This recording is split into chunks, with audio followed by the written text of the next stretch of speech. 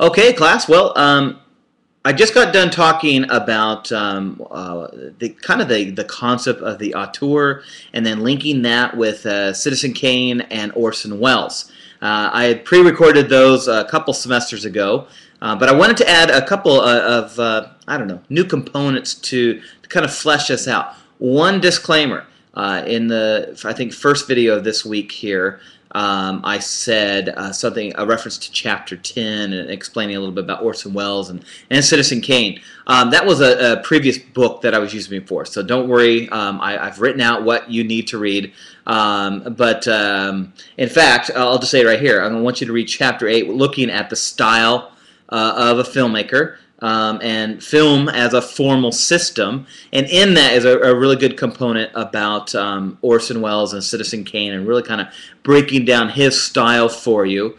And then I also want you to go back and look at Chapter 12. I know hopefully you've already read through a bit of the history, and within there is a section on the actual French New Wave. In fact, that section begins on page 461, and it goes over the French New Wave as a movement, detailing a little bit for you what it is all about. And also, that kind of sets up the other movie clip that you're going to watch is from a film called Breathless, 1959, 1960. Jean-Luc Godard directed this film. He very much was a quintessential part of the French New Wave. If you haven't read about it, please go look at it. It'll explain it a lot to you. But the core, if you will, essence of the French New Wave really is built on this kind of auteur idea that the filmmaker, or the director, is really the author of the film, and that in the past, some of the stronger films were those who had stronger directors, really. And so these guys in the 50s in France were looking at filmmakers that had a strong voice. And so they already acknowledged that guys like Orson Welles, Alfred Hitchcock, Howard Hawks, even all the way back to Charlie Chaplin, they had their own unique style, their own voice to tell the world, or to share with the world. And so their films came across very unique. They were a kind of a Charlie Chaplin film, an Alfred Hitchcock film. And so they admired that aspect of Hollywood, but they didn't like the fact that the Hollywood system becomes so formalized that you knew by just watching a film that it was a Hollywood movie. You know, kind of with that seamless, invisible editing, really great lighting, a fantastic sound score, fantastic acting, and so forth. In some ways, I think they began to look at some of this, and it seemed really manufactured. And the New Wave was really about having a voice, your own unique voice, and your unique view of the world. And in that, the film doesn't have to be so polished or glossy. In fact, they really wanted to have a film that would reflect a life, or actually look like it was shot in the midst of life. And so when you watch the first few minutes of Breathless here, it's going to be a little different. One, it's in French. Sorry about that. There are subtitles. But the part that you'll see that's very different is that it's a movie that the camera is very much handheld. It's not on tripod and stable. The lighting is very much source lighting from the location, because they shot on location. That was one of their big tenets. They wanted to shoot in a real environment, so whether they were inside, they were in a real apartment, or if they were outside, they were really on the streets of Paris or Marseille, a couple different locations where this film was shot. So the sound was very natural because it was coming from the real city. The light was very natural because it was coming from the sun or from street lights.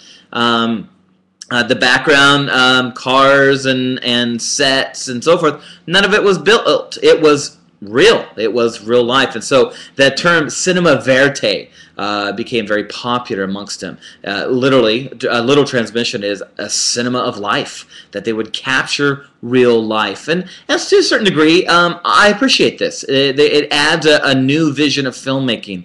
A couple of things you're also going to notice is in the way that it's edited. There are a lot of what's called jump cuts. And a couple of you guys had, in your writings had mentioned jump cuts, but I want to clarify that. Jump cut literally is a jump in continuity. So you might have, and in fact, you'll probably see here as our main character is driving down the road, he's having a continuing conversation with himself. That doesn't really cut or jump around. It's somewhat a linear conversation.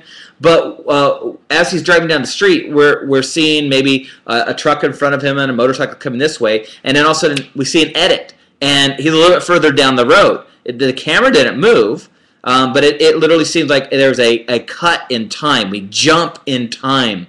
And that's what a jump cut is. There's another moment that I can think of in Breathless where his female friend is getting into the car. We see her walk up to the car and open the door, and then cut. The next shot is she's already in the car and they're driving away. So we cut in time. Those of us who are used to cinema from an invisible editing style or a continuous editing style, we would follow that action through. This now seems it's very abrupt, and it seems a little odd actually. But they use it as a style. This jump cut is definitely a style. It's not an accident because we see them use it several times in the movie, and so it's telling us something. And in many ways, what it's trying to portray is that maybe this is like a documentary, and documentaries sometimes can be rough because we're used to they were just trying to capture life as it was, not trying to manufacture life. So in some ways, that's maybe something that you'll see. And I already mentioned a few of the other differences that you will see within these movies. So why do I have Citizen Kane and Breathless in the same week? Well, really, it's to amplify this idea of the director being the author, being the auteur. That's the theory behind it. And both these movies are definitely very strong films. If you haven't seen Citizen Kane, I encourage you to watch it all the way through. If you haven't seen Breathless, I'm only going to ask you to watch a segment out of it. But you might be intrigued and end up watching more than you would like, or hopefully more. So you do like it. Anyways, whatever that means. Okay, so that kind of wraps up a bit of the idea that I wanted to cover with the idea of the auteur, Citizen Kane, Breathless, how they are connected in that way. And I will put up the reading for you so you can remember what to look at. And this week we've been writing a lot of papers. I'm trying to get caught up with them. I do apologize for that. I've already got the week 1 up now, so you should be able to refer to that. If you don't see your grade there, email me your paper, because there's a couple of you who I don't know if you're even in the class anymore. And then, so I'm basically just going to have an online discussion this week that I want you to respond to.